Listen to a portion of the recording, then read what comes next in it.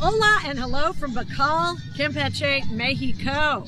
I am here because I made the mistake of getting 3 opinions about my skin, 2 from a dermatologist and 1 from my mother. And all 3 of them have said the reason I'm getting these damn sunspots is because I need to start wearing hats. So here we are in Bacal, Campeche, which is the Panama hat capital of Mexico. They obviously know it. They're very proud of it. Anyway, this is where hippie hapas are made. We call them Panama hats. Some people call them sombreros, but it's all kinds of styles. They're all made from material that can only be found in this part of Mexico. And we're going to find out all about it. It's a handcraft. It's an art. We're going to go into caves. It's going to be crazy. And you're going to like it. So follow me as we have our adventures in Bacal, Campeche. I'm Allison, and that's my husband, Todd. He films our antics as we travel across Mexico, and, well, I act like this. And I hunt for handmade goods.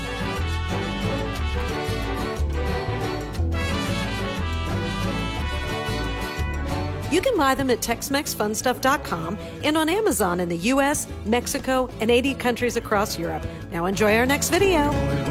Made in Mexico.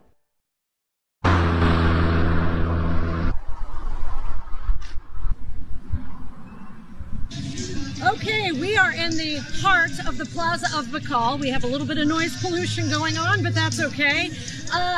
In front of the church, every time you come into Bacal, you're going to have a bunch of dudes on bikes basically stalking you, trying to get you to follow them to their taller, which is a workshop, which is basically in somebody's house. So we befriended Francisco over here. Oh, I don't know where Francisco went. Anyway, we're going to follow this Francisco character and see where it leads us. Hi, we are at the museum. So we're going to find out all about how hats are made here and if there's anything else exciting that the Bacalians do here.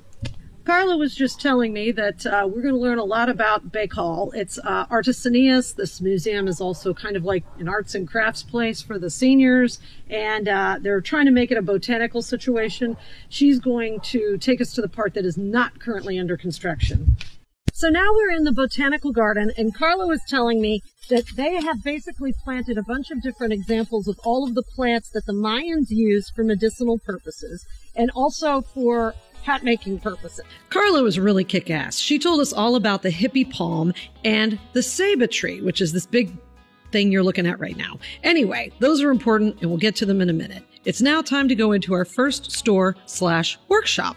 This one is owned by a guy named Alfredo. He's got a lot of great, but most importantly, a guard dog who did let us in eventually to the backyard. This is where the action's at, specifically the cave.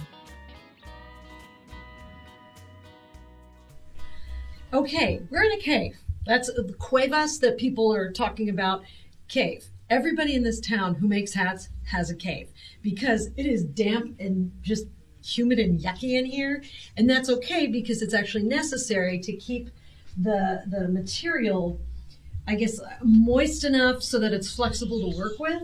And as you can see, somebody has started a hat on one of these, I don't even know what you call these, but this is the wood. Carla was telling us that they take the ceiba from that big ass tree that she was pointing at, like the Mayans love this tree. They made these little molds, basically. And so, you know, this is for somebody with a big head, and that's a medium-sized head. That's probably a child's head.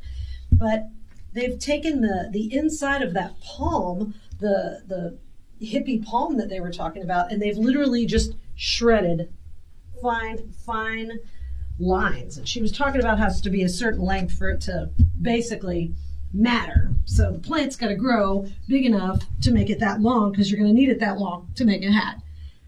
Whoa, God, it's just damp and yucky in here. The hat makers will sit in here for just hours and hours and hours because they need to. Oh, someone's coming. Hola, ¿cómo está? Ruben.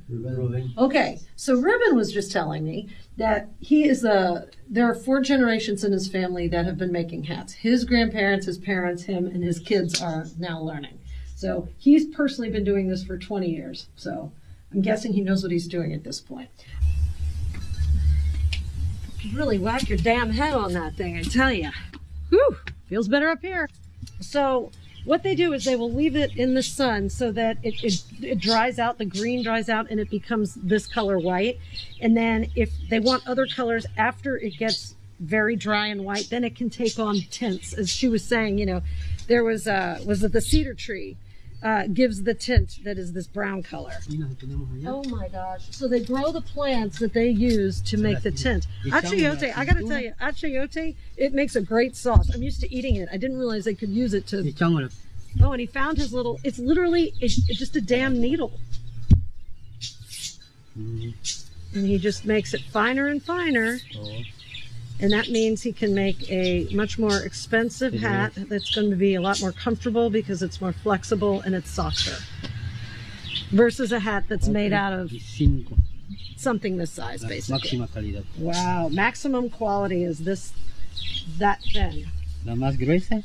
See, the fatter, the not as quality. The thinner, way more quality. So the final step is actually to give it more form. They put a press in, they pick a mold, any mold. Obviously you can see they have many molds. He said 30, but I'm not counting 30. Anyway, and so basically they just take a knitted form and then they do, por favor, una más tiempo. And they press it like this. And he says it's only 10 seconds. Yeah, 10 seconds. But there's some kind, I don't know where the heat is coming from, but he said something about 120 degrees. It's literally an iron. Alfredo was badass, but it's time to move on to our next store. This one's called Lul Hippie Chari, established in 1958. Okay, so we found another taller, or workshop. We were drawn by the Papel Pecado flags, so we thought we'd come in, check out the store, and of course, the Cueva. Visite la Cueva Artesanal. So here we go. Mask on, regulators! There's a back entrance that goes into their house. Watch your head. Oh.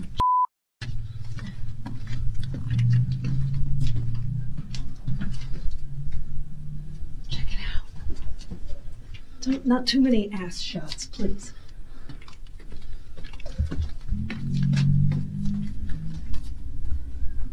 Oh, there are little fishes in it. Dude, it's a real well. There's a hole up there and everything. Damn. This one is way, way different than the last one. A lot less greenery, but a lot more electricity, as you can see. There's a whole freaking well situation. They got a front door and a back door. And this looks like it's been used for generations and generations also. But look, I mean, I'm not tall. I'm 5'4". This is seriously for my incised people, but it's really wicked cool.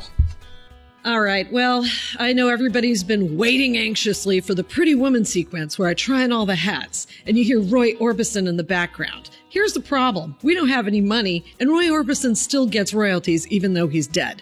Okay, well, anywho.